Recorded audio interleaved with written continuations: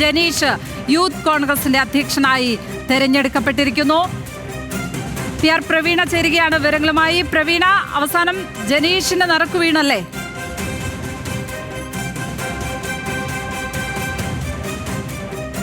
OJ Janeesh youth Congress അധ്യക്ഷൻ എന്നുള്ള വാർത്തയാണ് വരുന്നത്. രാഹുൽ മാങ്കൂട്ടത്തിൽ രാജിവെച്ച ഒഴിവിലേക്ക് യൂത്ത് കോൺഗ്രസ് സംസ്ഥാന അധ്യക്ഷനായി OJ ജനീഷ് എത്തുകയാണ്.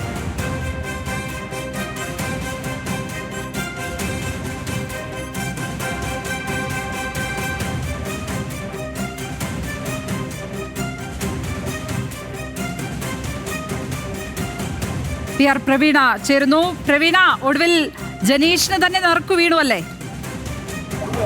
ജനീഷ് തന്നെ നറുക്കു വീണു. അതിന്റെ പ്രധാനപ്പെട്ട കാരണം നമുക്കറിയാവുന്നതുപോലെ KC വേണുഗോപാലിന്റെ പക്ഷമാണ് മാറിയെത്തിയത്. KC വേണുഗോപാൽ പക്ഷത്തോടൊപ്പമാണ്. അതിനോടൊപ്പം തന്നെ കേരളത്തിൽ നിന്നുള്ള ഷാഫി പറമ്പിലിന്റെ അടക്കം പിന്തുണയും OJ ജനീഷിന് ഉറപ്പിക്കാൻ കഴിഞ്ഞു എന്നുള്ളതാണ് ഇതിൽ ഏറ്റവും പ്രധാനപ്പെട്ട കാര്യം.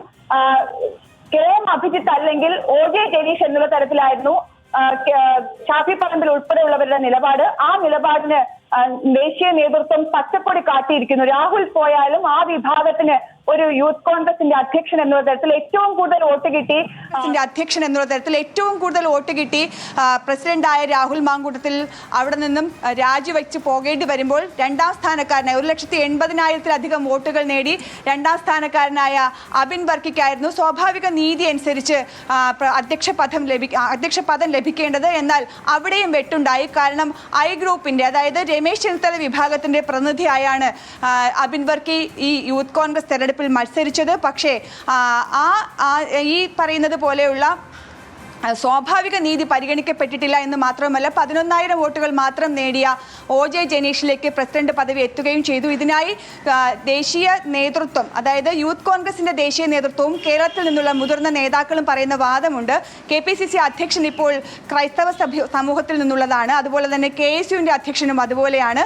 മഹിളാ കോൺഗ്രസിന്റെ അധ്യക്ഷ ഒരു മുസ്ലിം സമുദായത്തിൽപ്പെട്ട, അങ്ങനെ ന്യൂനപക്ഷങ്ങളിൽ നിന്നുള്ള ആളുകൾ സംസ്ഥാനത്തിന്റെ വിവിധ ഭാഗങ്ങളിൽ കോൺഗ്രസിന്റെ വിവിധ മേഖലകളിൽ അധ്യക്ഷന്മാരായിരിക്കുമ്പോൾ യൂത്ത് കോൺഗ്രസ് അധ്യക്ഷ സ്ഥാനം കൂടി ഒരു ക്രൈസ്തവ വിഭാഗത്തിൽപ്പെട്ട ആളിന് കൊടുക്കുന്നതിൽ വലിയ എതിർപ്പുകൾ ഉണ്ടാകുമെന്നുള്ളതാണ്. അങ്ങനെയെങ്കിൽ തെരഞ്ഞെടുപ്പ് നടത്തിയത് എന്തിനായിരുന്നു എന്നുള്ളതായിരുന്നു രമേശ് ചെന്നിത്തല വിഭാഗത്തിന്റെ ചോദ്യം. എന്തായാലും OJ ജനീഷിനെ കൊണ്ടുവരുന്നതിൽ വലിയ എതിർപ്പ് പാർട്ടിക്കുള്ളിൽ ഉണ്ടായില്ല എന്നുള്ളതാണ്. ആ എതിർത്ത് നിന്നത് ഒരേ ഒരാൾ രമേശ് ചെന്നിത്തല മാത്രമായിരുന്നു. രമേശ് ചെന്നിത്തലയുടെ എതിർപ്പുകൾ വിലപ്പോയില്ല എന്ന് വേണം ഇവിടെ മനസ്സിലാക്കാൻ. മാത്രവുമല്ല, രാഹുൽ മാറുമ്പോൾ ആ വിഭാഗത്തിന് കൂടുതൽ മേൽക്കൈ കിട്ടുക എന്നുള്ളത് ഒരു പ്രധാനപ്പെട്ട പ്രശ്നമായിരുന്നു. ഷാഫി പറമ്പിലിന്റെ വാക്കിന് വീണ്ടും ദേശീയ നേതൃത്വം വില കൊടുത്തു എന്ന് വേണം ഇവിടെ കരുതാൻ.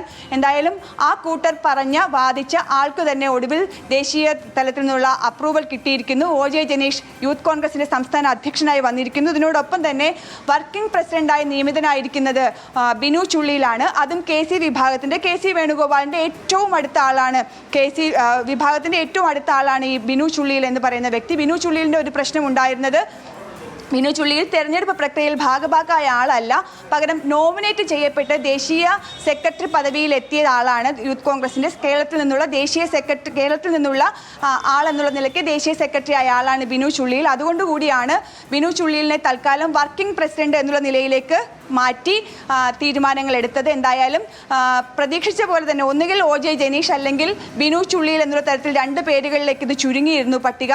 ഇതിൽ പ്രശ്നമായത് യൂത്ത് കോൺഗ്രസിനുള്ളിൽ തന്നെ യൂത്ത് കോൺഗ്രസിന്റെ തെരഞ്ഞെടുപ്പിൽ മത്സരിച്ച അല്ലെങ്കിൽ തെരഞ്ഞെടുപ്പിന്റെ ഭാഗഭാക്കായ ആളുകളെ നിയമിച്ചില്ലെങ്കിൽ വലിയ തോതിലുള്ള പ്രശ്നങ്ങൾ ഉണ്ടാകുമെന്നുള്ള മുന്നറിയിപ്പ് പല വിഭാഗത്തിൽ നിന്ന് തന്നെ ദേശീയ നേതൃത്വത്തിന് കിട്ടിയിരുന്നു. ഇതുകൂടി പരിഗണിച്ചാകണം ഒരുപക്ഷെ ഇപ്പോൾ OJ ജനീഷിനെ, അതായത് മത്സരിച്ച് അബിൻ വർക്കിയേക്കാൾ കുറഞ്ഞ വോട്ട് നേടി, അതിനേക്കാൾ കുറഞ്ഞ, അതായത് അരിത ബാബുവും വൈസ് പ്രസിഡന്റാണ്, അരിത ബാബു നേടിയതിനേക്കാളും കുറഞ്ഞ വോട്ട് നേടി വെറും 11,000 വോട്ടുകൾ മാത്രമാണ് OJ ജനീഷിന് നേടാനായത്.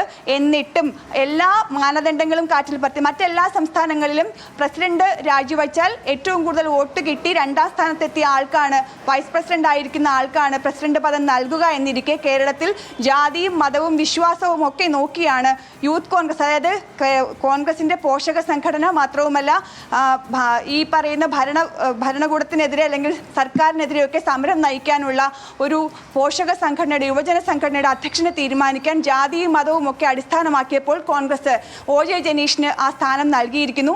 അതിൽ ഏറ്റവും പ്രധാനപ്പെട്ട വീണ്ടും വീണ്ടും എടുത്തു പറയേണ്ട ഒരു കാര്യം, OJ ജനീഷിന് സപ്പോർട്ട് കിട്ടിയത് ഷാഫി പറമ്പിൽ ഗ്രൂപ്പിലും രാഹുൽ മാങ്കൂട്ടത്തിന്റെ ഒരു വിഭാഗത്തിൽ നിന്നുമാണ്. അപ്പോൾ അത്തരത്തിൽ വീണ്ടും ഒരാളെ കൊണ്ടുവന്നിരിക്കുന്നു എന്ന് വേണം ഇവിടെ പറയാൻ.